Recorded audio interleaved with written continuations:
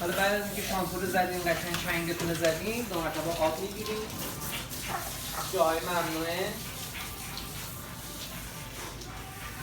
سعی کنید روی سرشون نریزید چون اصلا دوست ندارم ببین خوششون نمیاد یعنی اصلا خوشش نمیاد میتونید قشنگ بشورینش همه جاشو بعد بو کنید ببینید بو میده یا نه اگه دیدیم بو میده 2 مرتبه اگه دیدیم بوش رفته خب دیگه کارتون درسته دیگه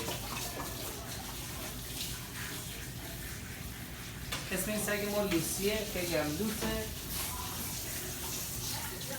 مگه نه اینی She like water یه ذر بازی کن براتون بوده بوده بوده بسش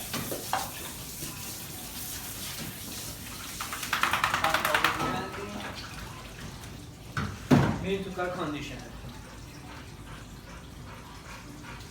این هم خوشبوش میکنه هم موهاشو نرم میکنه هم براقش میکنه این هم چون مفته تا دلتون میخواد بزنید اصلا مشکلی نیست اصلا مشکلی ندارید قشنگ خالی کنید تا اونجایی که میتونید فقط زیادی که میریزین دیگه خودتون چیزین دیگه سختیش مال خودتون چون باید پاکش کنید بعد به تمیز شدن آره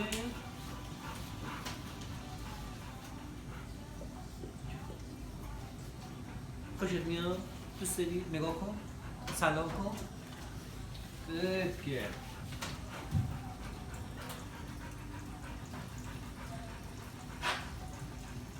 حافظی کنیم باز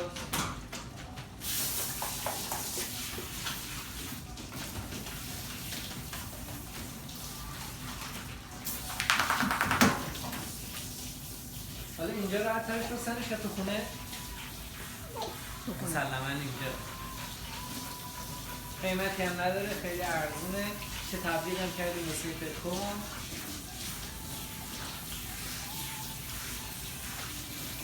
فقط یادتون باشه قشنگ آب به مقدار کافی رو بریزین دوستان خیلی سوال کردن از من در مورد خاصیت این کار که چه خاصیتی داره این کار هیچ خاصیتی نداره فقط بوی سگتون میره تا برای 5 دقیقه 10 دقیقه بعدش که برگردید تو ماشین باز همونه